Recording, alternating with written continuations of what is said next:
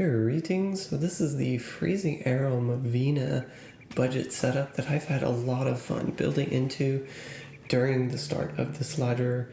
It's a budget start, it's a hybrid start, so you don't really have to bother with Sunder Charms or expensive sorceress or paladin builds, meta items that are really hard to get. You're not really worried about any of that.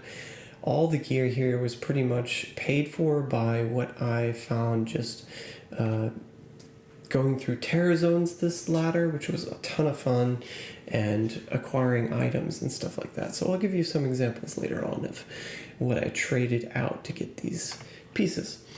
So to start out, the Freezing Arrow ability is going to be our primary attack. It does a little bit more damage than our Exploding Arrow with this particular build. You can see 24 over like 1500, so quite an increase there for your primary element versus the off element. And the Freezing Arrow itself is quite nice for crowd control. The 3.3 radius is not huge, but it's large enough to lock down enemies even in hell difficulty if you're consistently attacking them, which is going to be really nice. The Freezing Arrow and Exploding Arrow attacks both benefit highly from Pierce percentage, so whether it be on gear or from your Pierce skill passive. How this works is the arrow attack hits an enemy, pierces, hits another enemy behind that. Both explosions, or if the targets are within the same radius, you get basically double attacks. And if more than two enemies are clumped together, you get even more procs of the Exploding Arrow hitting multiple enemies. And this is how you're going to end up killing groups of enemies insanely quickly, especially in the cow level. So this is a good cow level build. It's also a very safe build. Not only do we have the freezing component, we also have the Holy Freeze aura from the mercenary.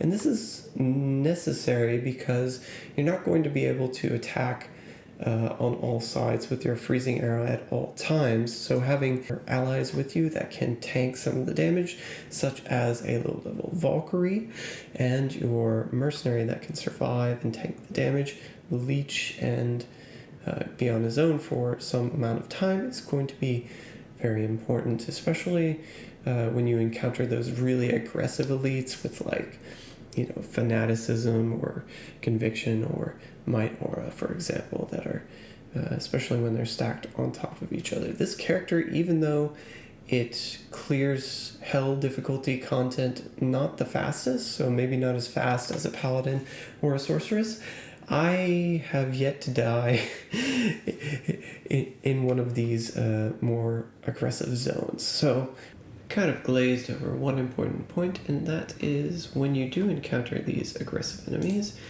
definitely deploy your slow missiles. Now reduces physical damage received, which is quite nice.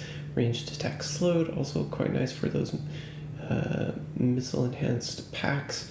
Decoy, also a great for deploying, especially with the extra passives that we have.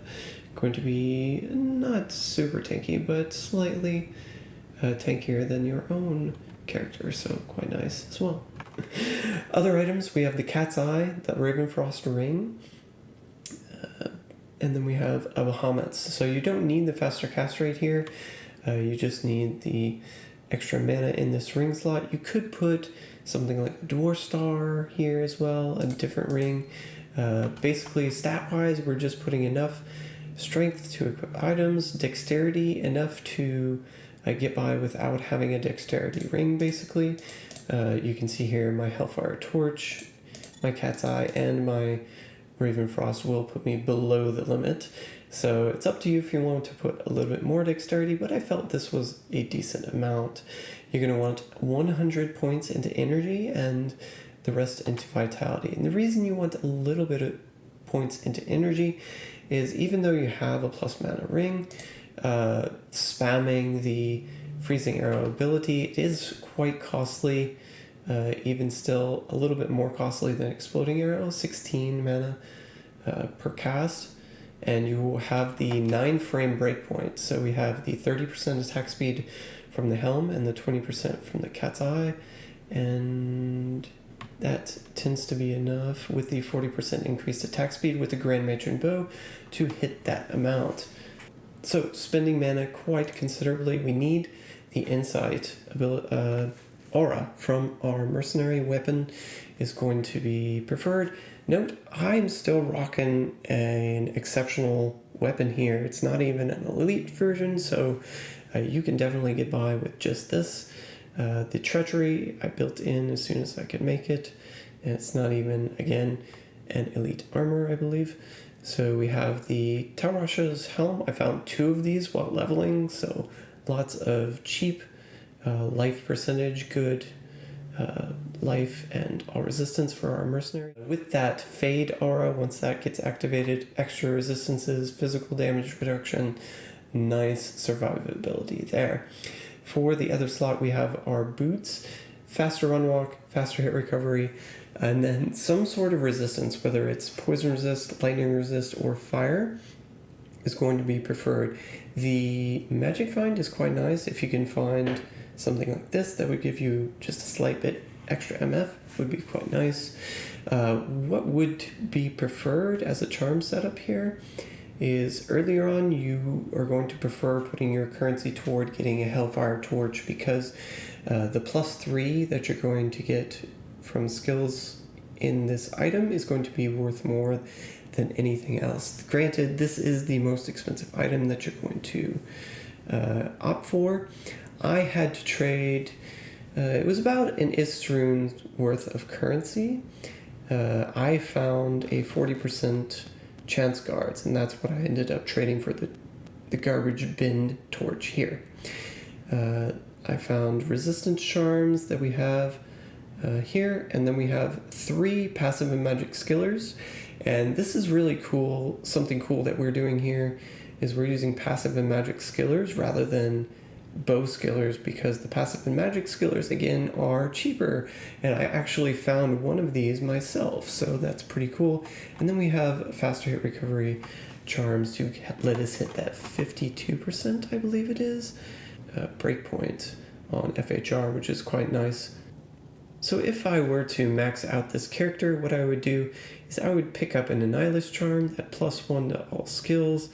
The all resistance, the attributes are going to be quite nice in keeping our mana levels while giving us more all resistance to fit in a more offensive charm setup, while still giving more damage, more passive, that sort of thing. Also a +1 bow and crossbow skills charm. This will allow us to definitely fit in a Geed's Grand Charm as well, a well-rolled one at that. And then something we are also doing is wearing a second Ravenfrost. And it seems kind of wasteful, but the Ravenfrost gives so much. Even the cold DPS, you look here, 7420, and we add on the second Ravenfrost, 7596. Gives plus mana, plus dexterity, attack rating, can enhance our physical DPS as well. The cold absorb, going to be very important. As you can see here, you don't need as much cold resistance if you're wearing the Ravenfrost, even one Ravenfrost, because of that cold absorb. Very good synergy. It lets you focus on the other elements for resistances, and when we were level 85, we only had 4 points into Pierce and 1 point into the Valkyrie.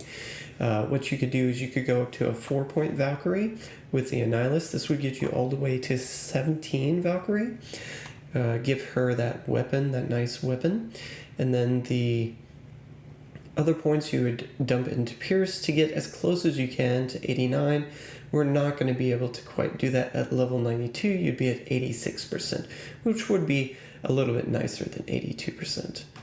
But that's as far as I would go for this particular character. If you want to progress, you're going to need more currency. You're going to need a better setup with either a Wisdom Draw or an Ice Bow, a Sunder Charm setup, something that would let you run fully focused on the cold damage and not have to go dual element. Would be where you would go higher and further from here. You might also be rocking maybe a mist bow. That would be very nice for giving you 100% pierce. So there are a lot of options if you're going a sundering setup. But this being the hybrid setup was a lot of fun to play, and I hope you enjoy. We got some nice Terror Zone footage, including the cow level, so that was quite nice to play through. It's also good, just general Terror Zone farming build, and I had a lot of fun.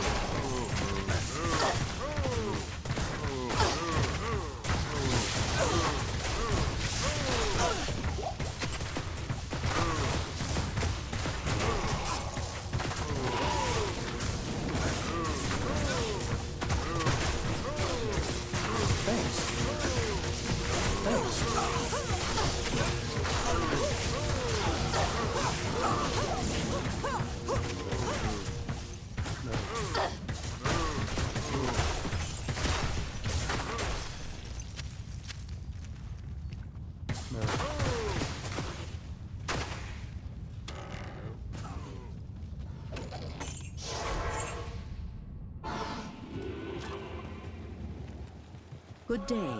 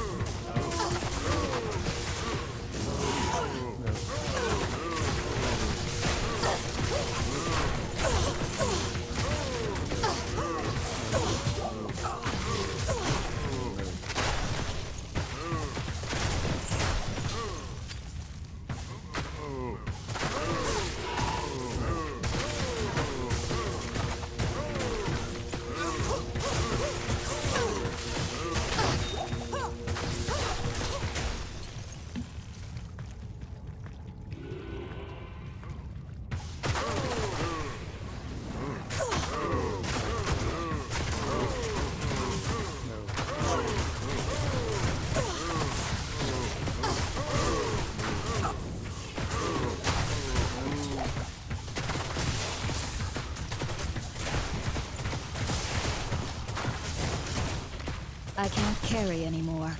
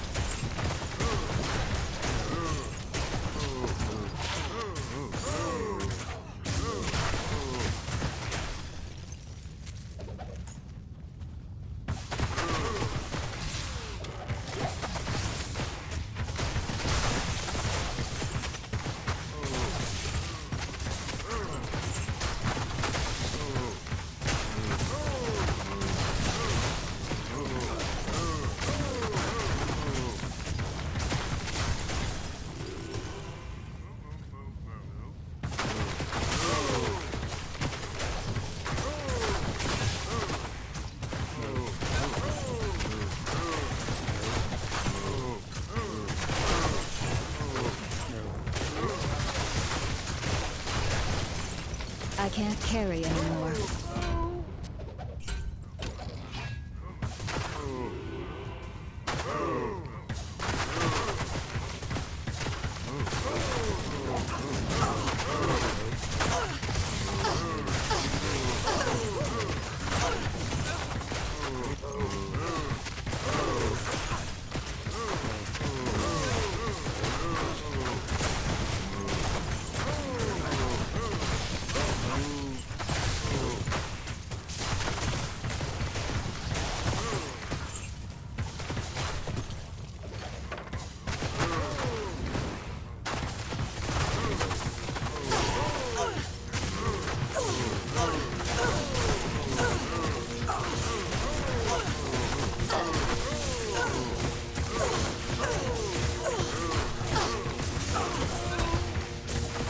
I can't carry anymore.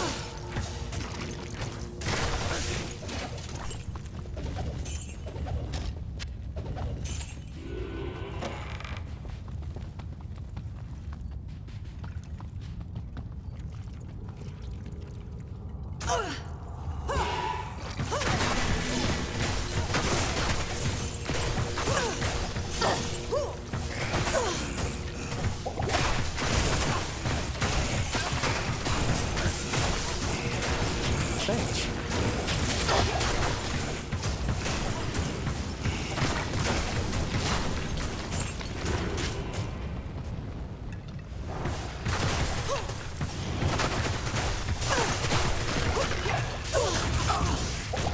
I am overburdened.